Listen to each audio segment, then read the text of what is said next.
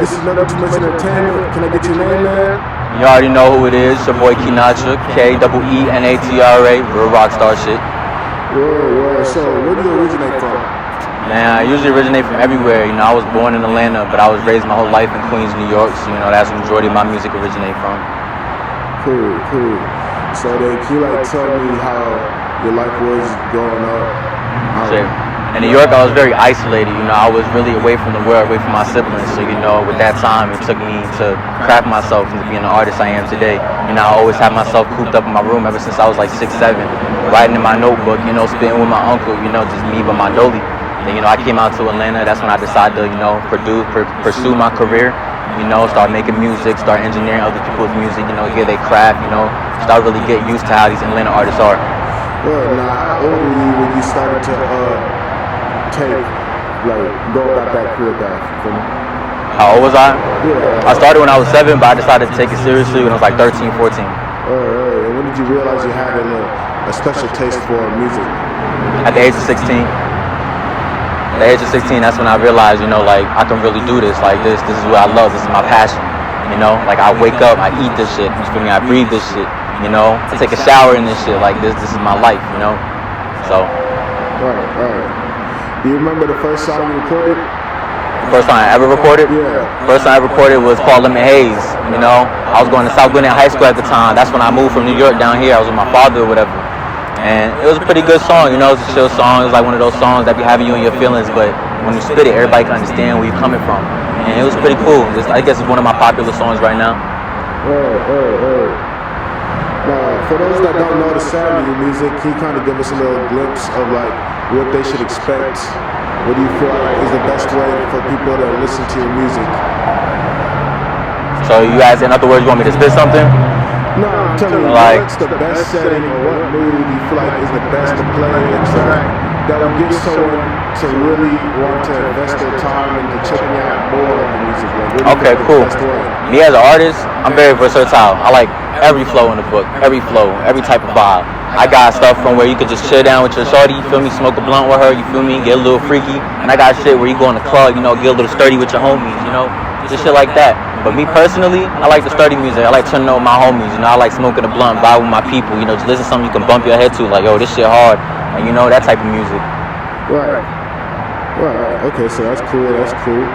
Now then, describe the studio session for you. How long does it usually take to make a song? How long do you record, and how often do you record? How often? Yeah. When I had my equipment, it was daily. I wake up, record, eat, record, you know, get like 4 songs out the way. Get my lunch, record another 4 songs out the way. And I don't have my equipment, I'm constantly writing. So by the time I get in the studio, there's no time wasted. I don't have to sit there and waste my time writing the lyrics when I already had it, you feel me, played out, and I already had it written. So by the time I get in there, it's about 15, 20 minutes per song, punch in, boom. I say about 3, 4 songs, about an hour and a half, you know, get it out the way. Do you ever have stagnant moments when you record your music? Stagnant moments, like hesitant moments? Like, you know, say you go through a writer's block, you go through a creative block, you know, you can't think of something for a short period, sometimes long period of time. See, when I'm writing, I do have those moments, you know, I just go take a shower, you know, I'll go play ball. But as in the studio, I don't really get that staggered moment because, you know, like I said, everything is premeditated. I write my lyrics, I pre-perform my lyrics, so by the time I get in the studio, everything is perfection, you know, so. Right. Now, who are some people that inspired you growing up? Growing up, my uncle, Romel, you know, he got into the music business just a little bit, you know, he dipped and dabbled. As an artist-wise, J. Cole, Kendrick Lamar, and definitely Curly Savage. Right. Now, can you tell me one expectation you have for yourself this year that you hope to reach by the time December comes around? By the time December comes, I'm trying to get at least 2 music videos out the way. I'm trying to complete building my team. I'm trying to get numbers on my charts. I'm trying to, you know, increase my stock levels. I'm trying to do everything. This is the year, it's my Jordan year. I'm about to be 23. It's the year where we need to build, we need to level up. This is what we got to do. Because otherwise, we're wasting our time for what? You feel me? Alright, now how about in the next 5 years? Where do you want to see yourself? I see myself on the stage, performing my music to people who understand where I'm coming from, who understand my craft, who understand the pain and blood and tears that I put to go through the shit. Alright. Now, what's the main differences that you felt since living in New York and moving to Atlanta? I say Southern hospitality. You know, I say people in New York are way more meaner, but people in Atlanta don't go with that bullshit. You feel me? So it's just weird. The only difference to me is like the weather. You know, it's cold down here, but it's cold because of the wind. In New York, it's just cold. You feel me? Music-wise too, like the drill in New York is different from the drill down here. You wouldn't even expect it. You think you're gonna hear some Pop Smoke, but now you hearing Baby Tron or fucking Baby Drill. Like, it's crazy. Right. All right. Now, do you feel like Atlanta there's something that the city needs to kind of bring more unity with artists, you know, connecting? I feel like it's versatility. A lot of artists in Atlanta like to stick to that one flow, you know, and produce with that one flow. And it's like a lot of people, they get tired of that eventually. You know, you make 4 songs with the same flow. They're going to expect what your 5th song is going to be on. You feel me? It's going to be the same flow. You're not switching it up. People are going to get tired. I feel like Atlanta needs an artist that can switch it up. You feel me? Keep people on their toes. Like, damn, they hear this nigga. Oh, damn, what he finna drop next? He finna be on some rock shit, some hip-hop shit. Nigga finna drop some R&B shit. Like, you feel me? You want somebody who's going to keep you on your toes, but also please your ears at the same time. Right. No, that's true. Do you have any favorite producers out there that you worked with? That I've worked with? Yeah. I say Tay made the beat. He's not really famous, but he's a very good producer. It's a tough one. I have to remember. Well, or you could just give us your top 5 producers in general. Or top 5 in Metro Boomin, right. DJ Khaled, and I'll give you a third. Nah, I just go with them two because them two I'm trying to work with for real. But you know. Word, man, word. Now, do you have any moments in life where you felt like it kind of changed the way you had to look at things, changed the way you lived? Something that you feel like someone out there just needs to hear that might be relatable. If you're going through it, man, trust me, take it. If you're gonna take it from anybody, take it from me. You're going through it. It's not the end of the world, man. I done been through hell and back, and I'm still striving, standing on my 10 toes. So just know, man, it's not the end of the world. Just do what you gotta do. Put your foot in the ground. Stay out the way. Fuck what other people think. Somebody beefing with you, fuck that, man. Get to your bread, get to your paper. Do what you gotta do. Because at the end of the day, only you got your back. Nobody else. Even if your bro say he do, at the end of the day, when that bread come around, when that fame come around, you gonna see who really there for you. And that's just all I gotta say. Right. Now, let me ask you, how important do you feel like it is for rappers and artists of sorts to be financial literate? Financial literally?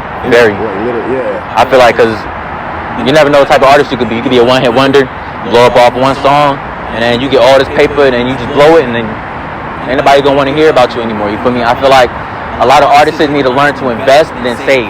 Saving don't make you rich. I'm gonna say it one more time. Saving do not make you rich. It's how you invest your money. You feel me? Because you can invest like $500, leave that bitch in there for like 4 years. Next thing you know, you got $3,500 in your hand, but you saving $500. You saving that bitch in there for 3 years. You still got like what, $550 because of like a 1% rate interest. You feel me? So it's like saving don't make you rich. It's how you invest your money. So keep that in mind. Right. Now, when it comes to contracts, what do you feel like it's important for artists out there to look for when dealing with labels of sorts, partnerships, marketing teams? I feel like it's the trust. You gotta watch who you trust, because a lot of marketing teams, they will take you for your money. They'll take you for your fame without you even knowing it. I feel like once you get a contract, you need to sit there with somebody you trust and read it word for word. Because if you don't, you're gonna fuck around and get fucked up, man. Somebody gonna fuck you over. And that's just how I feel. I don't really look too deep into that, because I'm the type of person where if I want to be signed, I want to be signed with somebody I trust, to the point where, damn, I only got to be half of this because you already told me what it was from the beginning. Right. You feel me? So. Yeah, that makes sense. It does make sense. A lot of people end up getting fucked over, thrown to the side after they got split up and used by the deal makers. So, So. Can you give us the backstory behind your name? My artist name, my actual name. Your artist name. Okay, so my artist name is Keenatra. It basically originates from Frank Sinatra. Frank Sinatra was a blues jazz artist, you know, a white man, but he was top in his class, and he always switched it up. He was versatile. You know, my first name's Keenatra, and you know, he's the artist that really influences me. So I was like, why not just combine it? You know, take the last part of his name and the first part of my name and combine it, and that's what it is, Keenatra. Keenatra. Right. So you hear it, you know what it is. And you actually could tell, like, that he's influenced by Frank Sinatra through his music. You can tell by hints of it, his hints. If there's something that you would tell your younger self, what would you have to say? If there's something I excelled, one more time? No. If you had something to tell your younger self, what would you say? I tell them keep going. You're doing better than what you was doing before. And everybody who doubting you now, fuck them. Blood don't make you family, you feel me? And that's just how it is.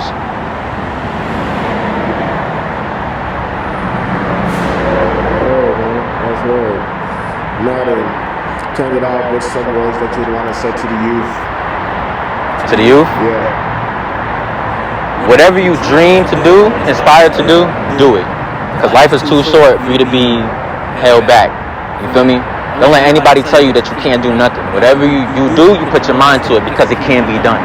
And that's all I have to really say. Right. Now, where can we find you at one last time? You can find me on Apple Music, you can find me on Spotify, you can find me on YouTube, Amazon Music, you can find me on Snapchat Music, Instagram Music, and all you gotta do is type in Keenatra, Keenatra. Now, thank you for coming with me, man. This is Never Too Much Entertainment. Have a blessed day. You too, man. Appreciate the opportunity. Yeah, have a good one.